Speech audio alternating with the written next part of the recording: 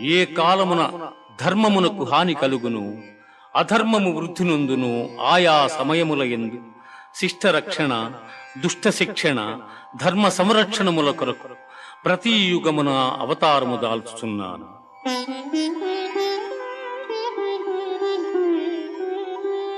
వీతరాగ భయ క్రోధాః మన్మయా మాముపాశ్రితాః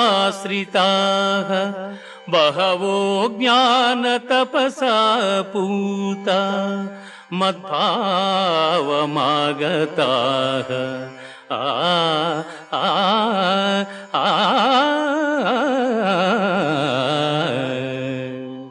అనురాగము, భయము, క్రోధము వదలి నాయందు మనస్సు లగ్నము చేసి ఆశ్రయించిన సత్పురుషులు జ్ఞానయోగము చేత పరిశుద్ధులై నా సాన్నిధ్యమును పొంది